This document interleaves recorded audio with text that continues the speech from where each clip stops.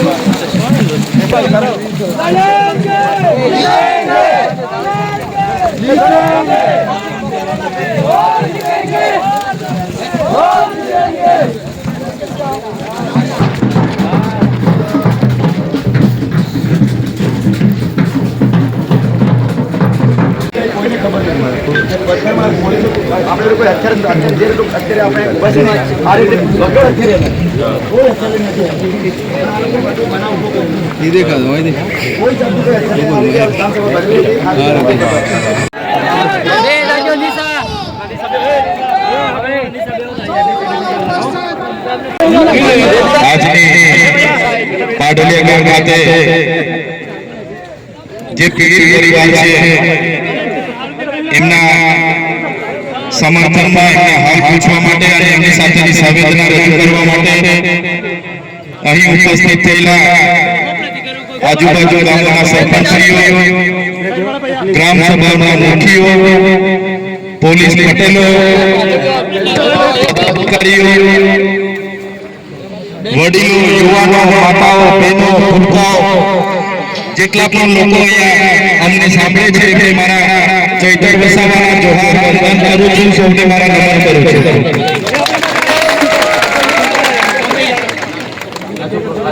બે ત્રણ દિવસ દિવસથી મારી તબિયત સારી નથી, છતાં તમારી જે ઘટનાને મીડિયા મારફતે જોઈ, સમાચારોમાં જોઈ અને મને થયું કે કઈ વાત નથી, મારી તબિયત નરમ હશે, તાવ હતો, શરદી હતી, ખાંસી હતી, પણ જે મારી બેન સાથે અત્યાચાર થયા છે, જે મારા ગામના આદિવાસી લોકો પર લાઠીચાર્જ થયા છે, ત્યારે મેં નક્કી કર્યું કે પાટોલિયા ગામમાં થઈને એ પરિવારને મળીશ અને આજે મેં પરિવારની વચ્ચે ઉભો છું અને તમે બધા મારી સાથે આવ્યા છો, ત્યારે મારી બીમારી મારું મરઘું કર્યું। સાથીઓ, આવીને મેં જાણ્યું અહીંયા વન અધિકારીઓ પોલીસ બંદોબસ્ત સાથે આવ્યા હતા, પોલીસ અધિકારીઓ પૂરી તૈયારી સાથે આવ્યા હતા। એમણે અહીંયા આવીને લોકો સાથે સંવાદ કરવાની જગ્યાએ લોકોને ડરાવવાનું, ધમકાવવાનું એમણે એક કામ કર્યું। જે કુવામાંથી આ ગામના લોકો પાણી પીતા હતા, કુવાને પુરાણ કરી દીધું। જ્યાં આપણે સૌ બેઠા છે, જ્યાં મકાઈના પાક હતા, એ પાકને પણ નાશ કરી દીધો અને વનીકરણ કરવાના નામે આ ડિસેમ્બર મહિનામાં પ્લાન્ટેશન કરવાના નામે આપણા લોકો સાથે લોકોએ ઘર્ષણ પેદા કર્યું। ગામના વડીલો, ગામના મુખીઓ, ગામના યુવાનોએ વાત કરી, એની સામે બંધારણની વાત કરી। એમણે કીધું 18/4/2013 નો વેદાંતાનો જજમેન્ટ જે સુપ્રીમ કોર્ટે આપ્યો, સુપ્રીમ કોર્ટે પણ કીધું કે ન લોકસભા ન વિધાનસભા, સબસે ઊંચી ગ્રામ સભા। ત્યારે આપણા મુખ્ય વાત કરી કે ગ્રામ સભાનો પાવર છે, અનુસૂચિત 5 વિસ્તારમાં ગ્રામ સભાની પરવાનગી લેવી પડે। આ વિસ્તાર 1996 અંતર્ગત આવે છે।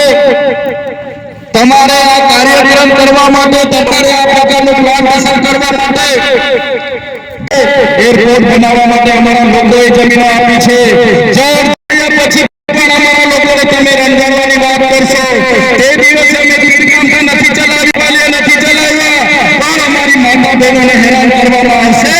આવનારા દિવસોમાં 3 ગામ પણ ચાલશે। અમે વિકાસના સાથે અમારે કોઈ નિસ્બત નથી, અમારે કોઈ વિરોધ નથી, પણ આદિવાસીઓના ભોગે વિકાસની તમે વાત કરો છો એને અમે સંમત નથી। એક બાજુ આઝાદીના 78 વર્ષ પછી પણ 2% રોજગાર માટે અમારા લોકોને શહેરોમાં મજૂરી કરવું જવું પડે, અમારા બાળકોના શિક્ષણ માટે શાળાઓમાં શિક્ષકો માટે આંદોલન કરવું પડે, સારી શાળા માટે આંદોલન કરવું પડે, પીવાના પાણી માટે આંદોલન કરવું પડે, જંગલની જમીન માટે આંદોલન કરવું પડે, અમારી ખેતીના પાકના ભાવ માટે આંદોલન કરવું પડે, અમારા યુવાનો સાથે જે અત્યાચાર થાય એના માટે આંદોલન કરવું પડે, મારી 2 દીકરીઓ માટે આંદોલન કરવું પડે. ત્યાં માંગીએ છીએ આ તમારી મનોવાદી સરકાર, આ તમારી સામે સમાજ હવે જાગી ગયો છે.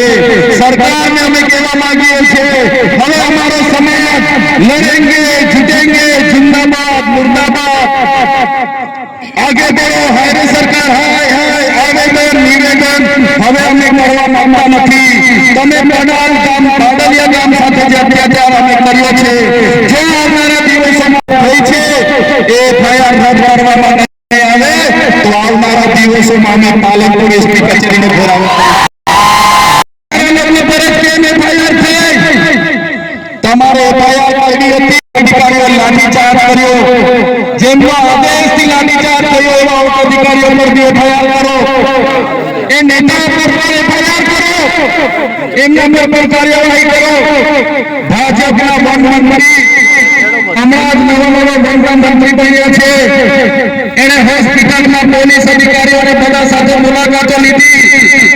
એમણે એવું સ્ટેટમેન્ટ આપ્યું કે જે પણ લોકોએ જંગલી લોકો અમારા પોલીસ કર્મીઓ પર હુમલો કર્યો છે તે છોડવામાં નહીં આવે. ત્યારે મીડિયા મિત્રો, એ ભાજપના મંત્રી એમના એમને કહેવા માંગુ છું છોડવામાં નહીં આવે. નહીં, આ આદિવાસી સમાજ છે, અમારા એક પણ લોકોને સમજવું છે. અમારા પાડલિયા ગામના એક પણ આગેવાનને ખોટી રીતે કરશો તો તો બંને પક્ષે ફરિયાદ કરો. તમારા પોલીસ અધિકારીઓ વન અધિકારીઓ પર ફરિયાદ હોવી જોઈએ અને નાના અધિકારીઓ પર નહીં, કોન્સ્ટેબલ બીટગાર્ડ પર નહીં, પીએસઆઈ ફોરેસ્ટર પર નહીં, એમના ડીસીએફ પર ફરિયાદ કરો, એમના એસપી પર ફરિયાદ કરો, એમના ડીવાયએસપી પર ફરિયાદ કરો, કેમ કે એમના આદેશથી અહીંયા હિંસા થયેલી છે. તમે જોઈ લો, ઝારખંડ હોય, આસામ હોય, મિઝોરમ હોય, મેઘાલય હોય, નાગાલેન્ડ હોય કે મણિપુર હોય, આજે આદિવાસીઓ સામે પોલીસ લડી રહી છે, આજે દેશની આર્મી સામે આદિવાસી લડી રહેલો છે, આજે આખા દેશની અડધી આર્મી આદિવાસીઓ સામે લડે છે. કેમ કે આદિવાસી આજે પોતાની મૂળ જમીન બચાવવાના પ્રયાસો કરે છે અને આ ભાજપની સરકાર એમના કેટલાક ઉદ્યોગપતિઓને આ જમીનો આપવા માટે, એમના નામે આ જમીનો કરવા માટે આદિવાસીઓની જળ જંગલ જમીન છીનવી રહી છે. સંવિધાનના જે પ્રાવધાન છે, અનુસૂચિના પ્રાવધાન છે, ઉલ્લંઘન કરીને સત્તાનો દુરુપયોગ કરીને આપણને રંગાડવામાં આવે છે. ત્યારે મારા ભાઈઓ, મારા વડીલો, મારી બહેનો, મારી માતાઓ, આજે તમારા પર અત્યાચાર થયા છે.